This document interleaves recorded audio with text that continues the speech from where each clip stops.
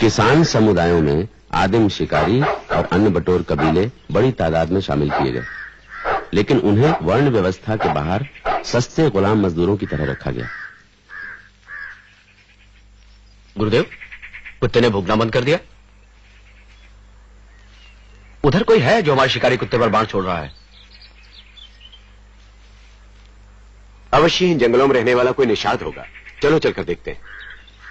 सबसे पहले की अछूत जातियों में थे दो शिकारी कबीले, चांडाल और निषाद। महाभारत की एकलव्य की कहानी में उत्तर वैदिक काल में ऐसे कबीलों के प्रति व्याप्त रवैये की झलक मिलती है।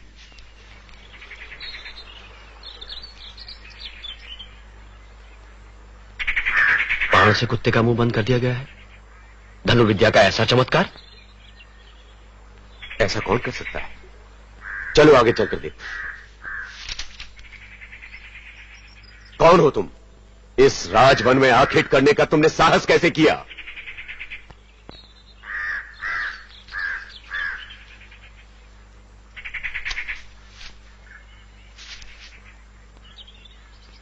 गुरुदेव, मुझे आपका आशीर्वाद चाहिए। मुझे गुरुदेव कहने वाले, मुझसे आशीर्वाद चाहने वाले तुम हो कौन? इससे पहले तो मैंने तुम्हें कभी नहीं देखा। गुरुदेव, मैं एकलव्य नाम का एक निषाद हूं। अपने ही कबीले के सरदार व्याधराज का पुत्र हूं मैं। गुरुदेव, आपने मुझे पहचाना नहीं? मैं आपसे पहले भी मिल चुका हूं। 10 वर्ष पहले मैं आपके पास शिष्य बनने आया था। तब आपने मेरी प्रार्थना को ठुकरा दिया था। ठीक ही किया था मैंने, क्योंकि मैं केवल ब्राह्मणों और क्षत्रियों को ही शिक्षा देता हूं, तुम जैसे निम्न वर्ग में पले हुए व्यक्ति को नहीं। गुरुदेव, यदि मैं निम्न वर्ग में पैदा हुआ हूं तो इसमें मैं क्या कर सकता था? मेरे पास चुनाव की कोई सुविधा थी क्या? गुरुदेव, मेरी प्रतिभा और कुशलता का कोई मूल्य नहीं। मनुष्य यदि अनचाही व्यवस्था में जन्म लेता है तो यह उसका भाग्य है, तुम्हें उसे स्वीकार करना चाहिए। परंतु तुमने इतनी विद्या सीखी कहां से? इतनी विद्या तो मेरे प्रिय शिष्य अर्जुन को भी नहीं आती। गुरुदेव, ये सब आप ही की कृपा है। मेरी कृपा? जी हां। आइए, आप स्वयं चलकर देख लीजिए।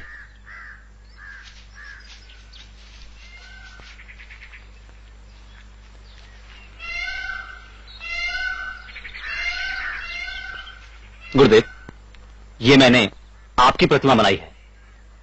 इसी से मुझे प्रेरणा मिलती रही। गुरु के बिना भी इतना ज्ञान, तुम धन्य हो एकलव्य।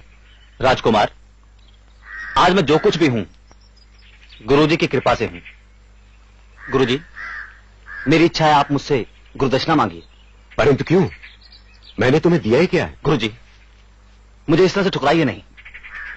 गुरुदेव, क्या आप सम्मान चिन्ह के रूप में भी गुरुदक्षिणा स्वीकार नहीं करेंगे? भला इसमें क्या दोष है? आप इसकी अभिलाषा पूरी करें गुरुदेव। अच्छा,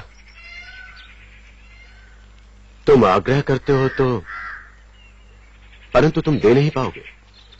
क्यों नहीं दे पाऊंगा गुरुदेव? आप आज्ञा तो कीजिए। रहने दो, तुम दे नहीं सकोगे। क्यों नहीं दे पाऊंगा गुरुदेव? गुरुदेव, मैं कौरवों या पांडवों सा पुत्र बेशक ना हूं, लेकिन व्याधराज का पुत्र हूं मैं। आप कहें तो अपनी पूरी संपत्ति आपके चरणों में रख दूं। नहीं, धन नहीं चाहिए मुझे। तो फिर?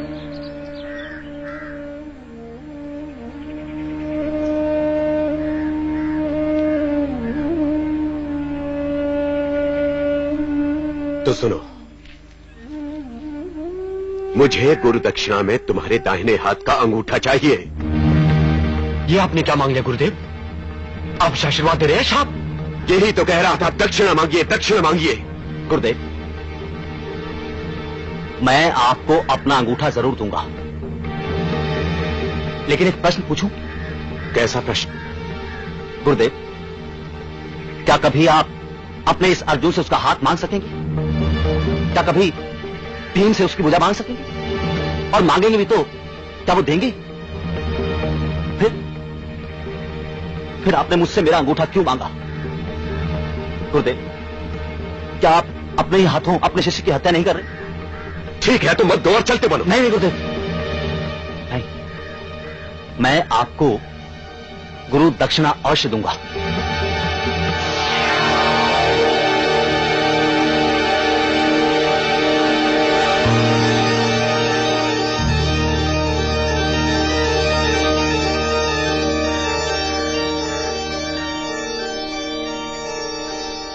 लीजिए गुरुदेव, अपनी गुरु दक्षिणा।